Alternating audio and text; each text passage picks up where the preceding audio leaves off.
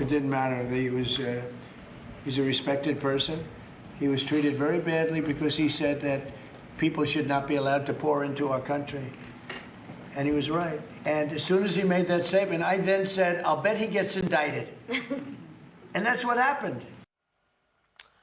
And that's President Trump on why he issued a full and unconditional pardon for Texas Democrat Congressman Henry Cuellar and his wife Imelda, after both were indicted last year by Biden's Department of Justice on 14 counts of bribery, conspiracy, and money laundering.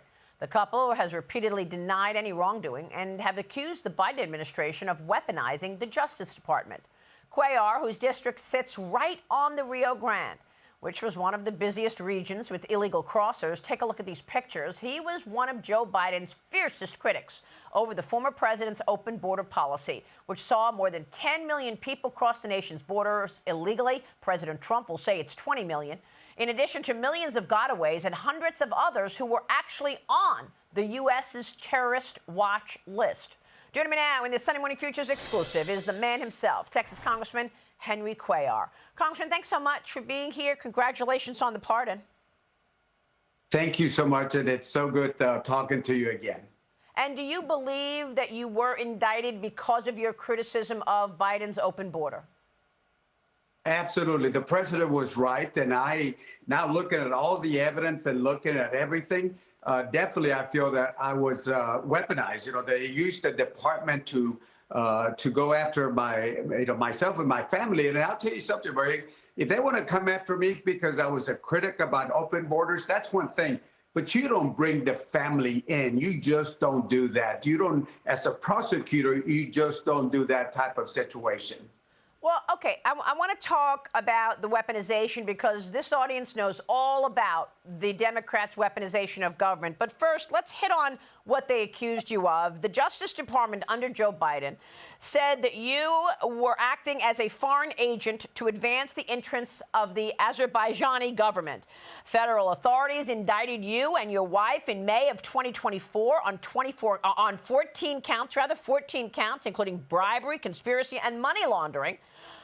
You've consistently denied any wrongdoing, but tell me what went on between you and the Azerbaijani government.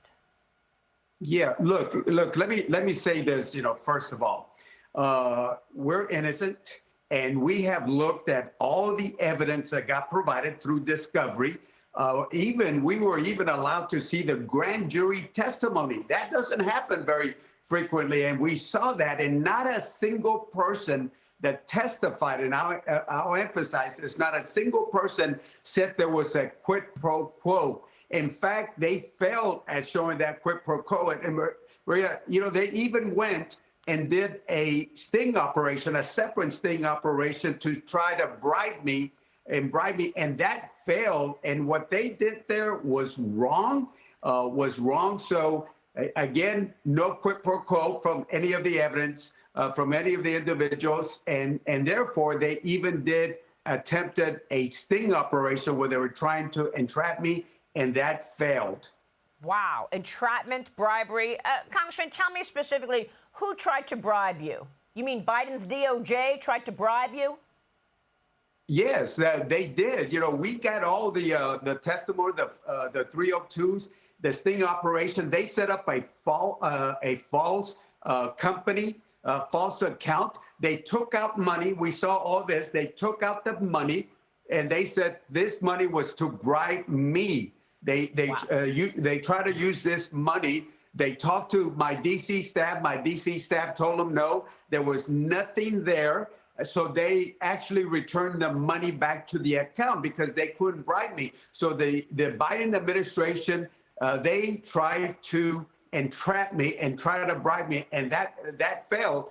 And this is very significant because one more thing, everything came in from the DOJ in D.C. Everything came from the DOC office there. The local office, that is the one in Houston, never got enough. And from my sources, they did not get involved because they felt there was not a case, and they said, we're not going to get involved. The Houston office said, we're not going to get involved.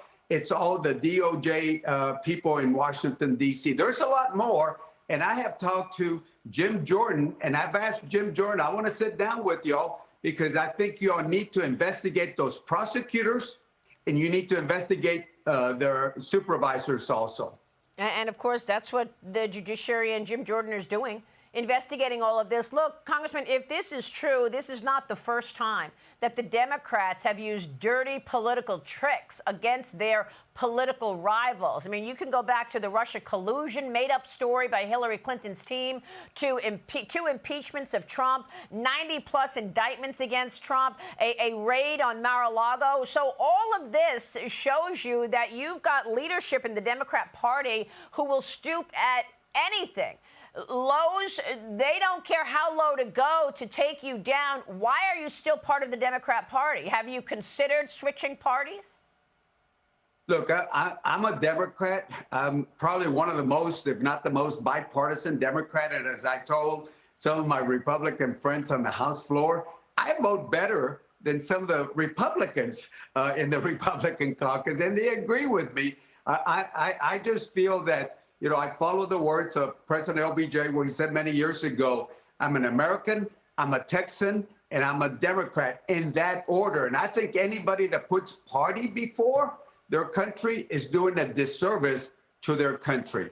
Okay, but President Trump is out with a new Truth Social today on your decision to run again as a Democrat, and the president is saying, oh, well, next time, no more Mr. Nice Guy.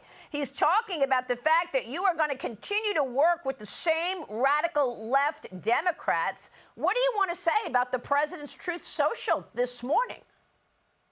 Well, again, let me just say this. I was at church this morning with my wife. I prayed for the president. I prayed for his family. And I prayed for the presidency, because if the president succeeds, the country succeeds. And again, as probably the most bipartisan individual, I don't vote party. I vote for what's right for the country. And in fact, you know, when I got that raid by the Biden administration, they did it 40 days before a primary, where the far left had spent we're spending total about $20 million that we know of on that. So they did this right before that. So again, I am a conservative Democrat, but I will work with the president. I've reached out to his administration. I've told them, you know, name the folks, you know, Tom Homan, Christie, other folks that say, hey, can we sit down? I'd love to sit down and see where we can find common ground. I sit on defense appropriations. I sit on homeland appropriations. And if I can work and find common ground, then I certainly want to do that.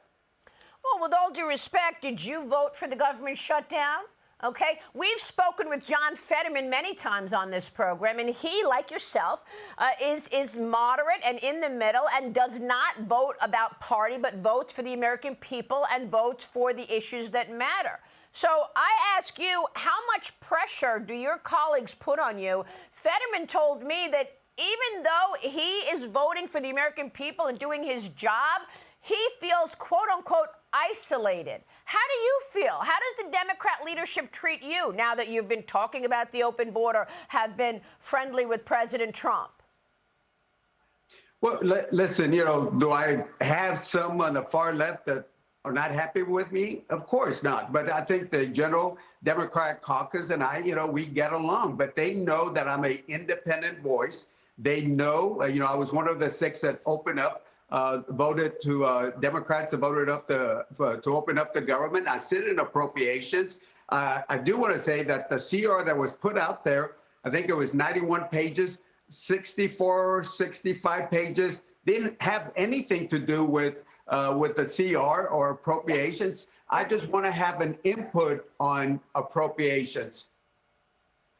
Of course. Congressman, it's great to have you this morning. We'll be following your work, and we so appreciate your leadership and courage, sir. Thank you.